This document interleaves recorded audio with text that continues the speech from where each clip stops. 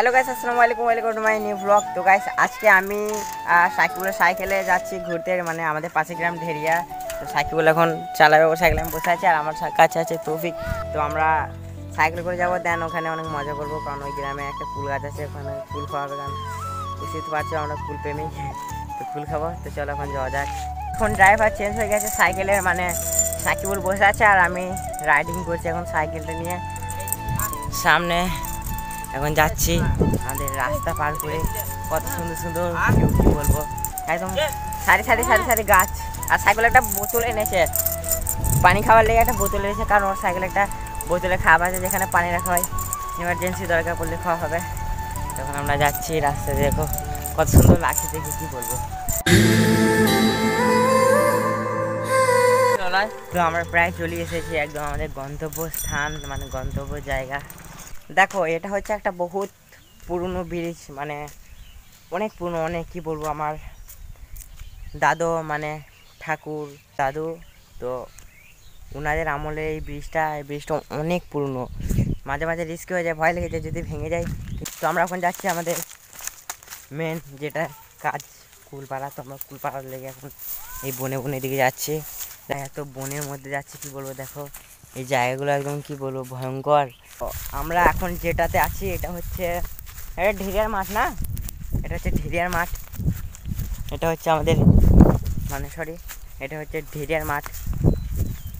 আর এই দেখো ক্লেনটা যেটা ওখান থেকে এখানে অব্দি এসছে, এটা একটা নদীর সাথে যুক্ত আছে। আমাদের মেন জায়গা আসা হয়ে গেছে, এটা হচ্ছে আমাদের মেন কুল গাছ, যেখানে অনেক ফুল থাকে মিষ্টি মিষ্টি।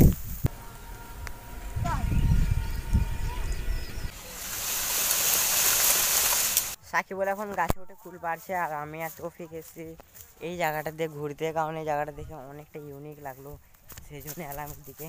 কারণ এদিকে আসি না, কোনো দিন আসে না এদিকে, কোনো একটা অজানা গ্রাম বা অজানা দুনিয়াতে চলে এসেছি।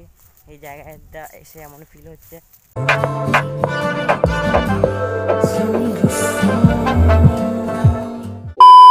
আর এরকম জায়গায় আমার দরকার, কারণ আমি যখন মিনি ভ্লগ এডিট করতে বলছি না, তখন অনেক নয়েজ আসে, মানে বাইরের আওয়াজগুলো চলে আসে। তো এরকম যদি জায়গা হয় একদম কী বলবো, কোনো আওয়াজে আসবে না, একদম পরিষ্কার ভয়েসটা আসবে।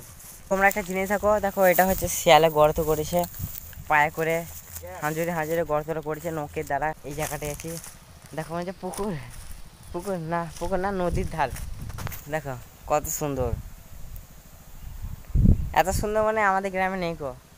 ক্লেনগুলো এখানে যত সুন্দর লাগছে আমাদের গ্রামে এত সুন্দর নেই কো। কোনোদিন আসেনি কিন্তু এই জায়গা দিয়ে, ফার্স্ট টাইম এসেছি ভিডিও করতে। কেমন লাগছে বল? সোম কি গেছে ওর দেখে, আমি প্রথম ফার্স্ট টাইম আমারও দারুণ লাগলো, কি সুন্দর নাই ও দিদা, দেখ একদম মনে হচ্ছে নদীর ধার, না কোনো এক নদীর ধার, দারুণ লাগলো এই জায়গাটা, বেশি সুন্দর লাগলো। আম গাছের ওদিকে দেখা হবে, আম গাছে এলো যখন এবারে আম ধরবে তখন আম পারবো, এখানে চুরি করতে আসবো, কারণ আমরা হচ্ছি খাবারের চোর। এখান থেকে কিন্তু ডাঁড় কাটা হবে ভালো, ছিপ ছিপ মানে ডাঁড় কাটা হবে ভালো। এখানে দেখো এখানে একদম স্ট্রেট বাঁশগুলো আছে।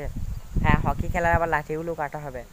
দাঁড় দেখ দেখিনি একটাও, তাহলে অন্যদিন এসে নিয়ে যাবো এখান থেকে। হ্যাঁ ভাই দেখো জায়গাগুলো কিরম দাঁড়া, ভাবক সুন্দর লাগছে। গাছ থেকে অনেক দাঁড় কেটে নিয়ে গিয়েছি, আর দুদিন পর এসে হকি খেলার লাঠিও খেলে নিয়ে চলে যাবো। গাইস আমরা এসেছিলাম ফুল খেতে, কিন্তু ফুল অল্প খেয়ে ঘোরা বেশি হয়ে গেল, কারণ এই জায়গাটা দেখে একটা আলাদাই ফিলিংস এলো, কি বলবো। কিন্তু এই দিকের জায়গাটা দেখে কিন্তু আমার সেরকম ফিলিংস আসছে না, কারণ এইদিকে জায়গাটা একটু ভুতুরে টাইপের, একটু ভয়ঙ্কর লাগছে এই জায়গাটা।